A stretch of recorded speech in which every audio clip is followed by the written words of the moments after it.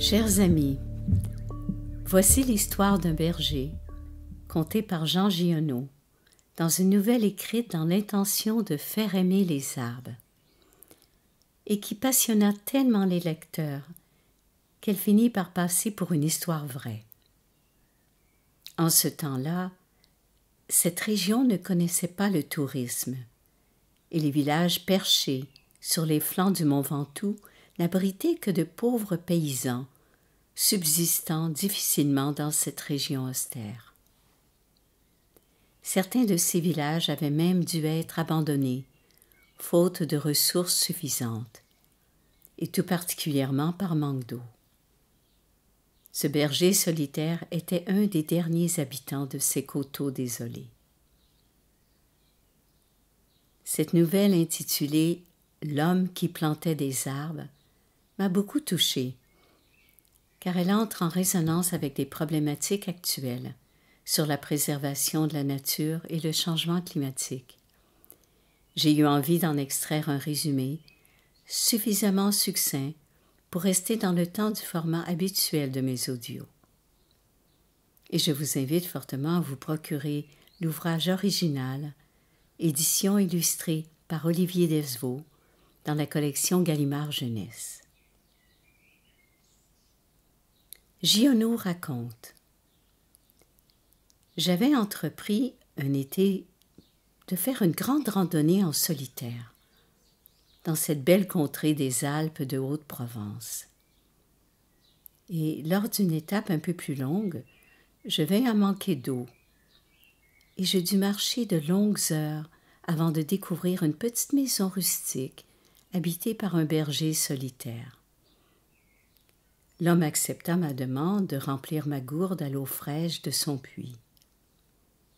Et comme le jour était bien avancé, il me proposa en toute simplicité de partager son souper et de m'héberger pour la nuit. Durant la soirée, les échanges entre nous se firent dans la parcimonie, laissant place à de longs espaces de silence, car l'homme était peu porté sur la conversation. J'appris seulement qu'il se nommait Elzéar Bouffier, qu'il vivait seul dans cette modeste maison, à élever un petit troupeau de brebis, avec son chien pour seule compagnie. Tout au long de la veillée, il s'occupa à trier sur la table un gros paquet de glands, prenant grand soin à ne garder que les plus gros et les plus sains. Quand il eut réuni une centaine de glands parfaits, il les versa dans un sac de toile et déclara qu'il était temps d'aller se coucher. Malgré son apparente austérité, cet homme dégageait une telle sérénité que sa compagnie m'emplissait de paix et de tranquillité, et j'osai lui demander la permission de demeurer une journée de plus. Il accepta tout naturellement, me donnant le sentiment que rien ne le dérangeait. Il ne vit pas non plus d'inconvénient à ma proposition de l'accompagner dans ses occupations du lendemain. Au petit matin, l'homme conduisit son troupeau au pâturage, et après en avoir confié la garde à son chien fidèle, il grimpa au sommet d'un coteau, armé d'un pieu de fer et le sac de glands à sa ceinture. Puis, après avoir consciencieusement choisi une place qu'il jugea idéale, il creusa un trou et y enfouit un gland qu'il recouvrit de terre bien tassée. De proche en proche, choisissant toujours avec la même attention la juste place, il planta avec un soin extrême ses 100 glands. Je lui demandai si cette terre lui appartenait. Il me répondit que non. Connaissait-il ses propriétaires? Il me dit que non, mais il ne s'en souciait pas, puisque ceux-là ne s'en souciaient pas davantage. Lui avait compris que la cause de la désertification de ces terres venait de la disparition des arbres. La région en avait été dépouillée par une surexploitation des forêts originelles pour fabriquer du charbon de bois. Quand il n'y eut plus aucun arbre à couper, les habitants ont déserté les terres, laissant leur village à l'abandon. Il avait alors senti au plus profond de son être le besoin de faire quelque chose d'utile, et s'était donné comme mission de planter 100 glands par jour afin de reboiser les lieux. Tout en continuant sa tâche à un rythme régulier et tranquille, Ézéar s'ouvrit peu à peu à moi. Il me raconta sa vie d'avant. Il avait 50 ans, il avait exploité une ferme dans la plaine et y avait beaucoup travaillé pour faire vivre sa famille. Mais la perte de son fils unique, puis de sa femme, l'avait conduit à se retirer dans la solitude des hauts plateaux du pays, loin des vicissitudes du monde. Son petit troupeau et la compagnie de son chien suffisaient à son bonheur. Comme cette vie simple lui laissait beaucoup de temps, il avait décidé de remédier à la désolation du pays en plantant des arbres, convaincu que la vie reposait sur cette ressource primordiale. Cela faisait maintenant 5 ans qu'il plantait des arbres chaque jour. Il en avait planté 100 000. Sur ces 100 000, 20 000 étaient sortis. Sur ces 20 000, il comptait en perdre la moitié, du fait des rongeurs et des multiples aléas de la Providence. Mais il ne lui importait guère d'avoir un rendement si faible. Tel n'était pas son souci. Seul importait sa détermination à poursuivre sans relâche son œuvre, car il avait la conviction que son travail porterait ses fruits sur le long terme. Je lui faisais remarquer que dans 30 ans, ces 100 000 chênes seraient magnifiques. Il me répondit que si Dieu lui prêtait vie, dans 30 ans, il en aurait planté tellement que ces 100 000 seraient comme une goutte d'eau dans la mer. Il étudiait déjà la reproduction de hêtres en récoltant des faînes et pensait également à planter des bouleaux dans le creux des vallées, là où l'humidité dormait à quelques mètres du sol. Les années passèrent sans jamais décourager Ézéar Bouffier. Même les années de guerre, celles de 14 et celles de 39, ne parvinrent à stopper sa détermination. Sans cesse il plantait et plantait encore. Peu à peu le paysage si désolé montrait des signes de changement. Les coteaux naguère battus par les vents s'ornèrent de frais bosquets dont les chênes et les hêtres devenus adultes offraient un cadre de vie à une flore et une faune renouvelées, lesquelles amenaient elles-mêmes de nouvelles variétés. Puis ces bosquets devinrent de véritables forêts, propices à multiplier la vie sous toutes ses formes. L'eau, retenue par tous ces arbres, se remit à couler en abondance sur ces terres jadis desséchées. Il advint inévitablement qu'avec l'abondance retrouvée, les gens revinrent s'installer à nouveau au pays. Les anciennes ruines furent rebâties, les terres redevenues fertiles produisaient en abondance au bénéfice des nouveaux fermiers. Les fontaines se remirent à couler dans les villages, et de beaux tilleuls avaient grandi magnifiquement sur les places publiques où les gens palabraient joyeusement. Avec l'arrivée des nouvelles familles, les écoles rouvrirent pour accueillir cette nouvelle jeunesse. Il faisait à nouveau bon vivre dans ce beau pays ressuscité.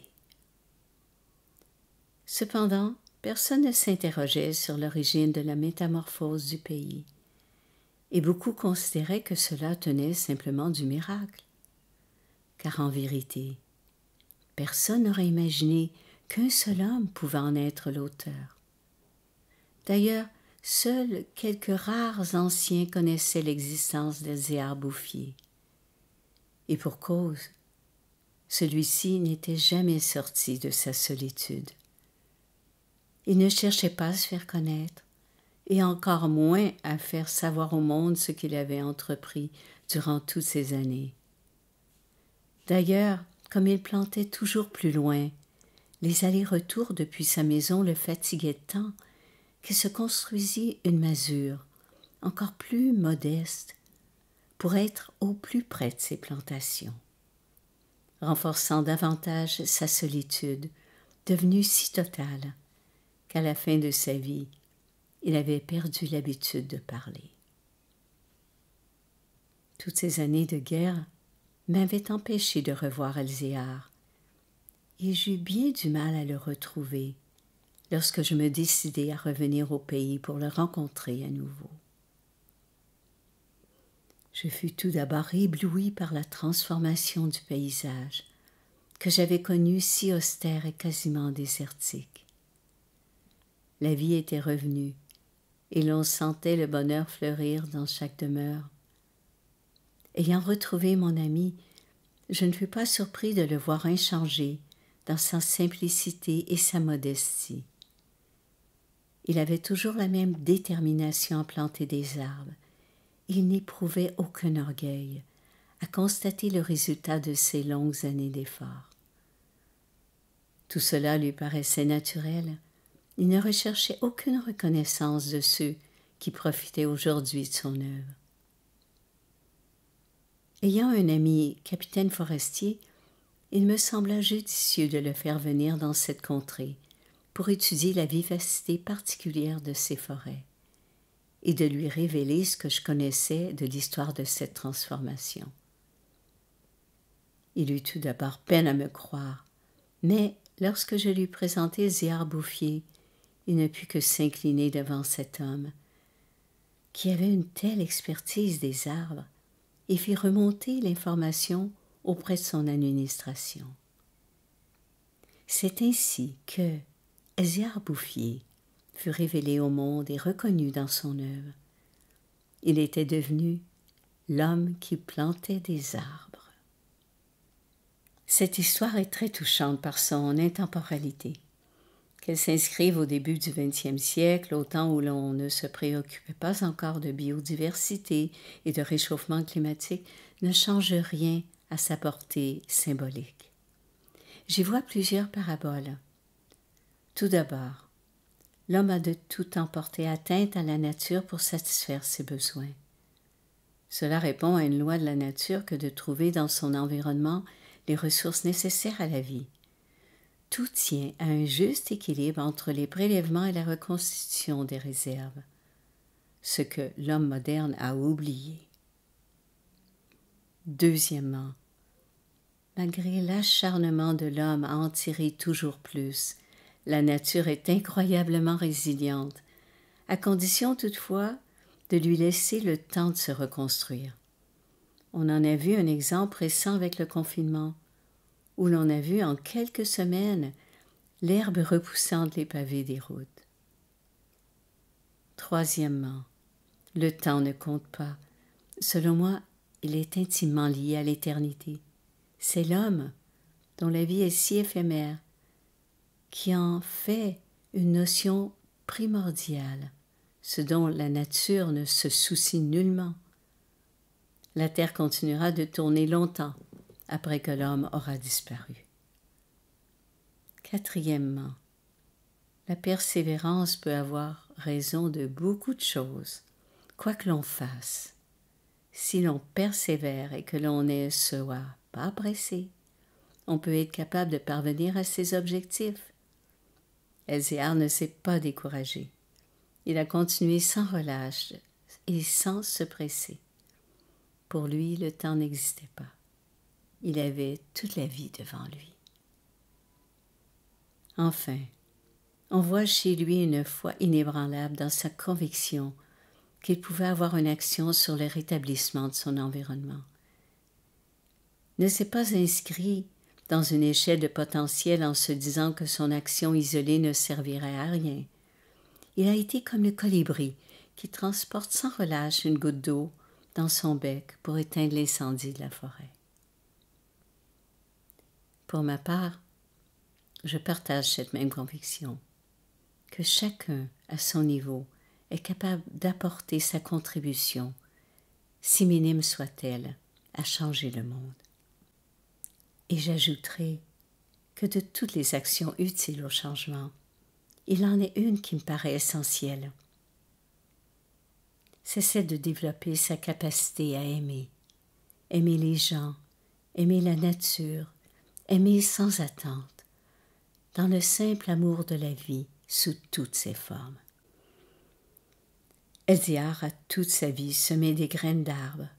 C'est ce qu'il savait le mieux faire dans sa simplicité de paysan rustique. Semer des graines.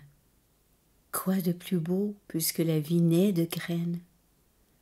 Tout le monde n'est pas apte à faire pousser des arbres comme Elzéar, mais chacune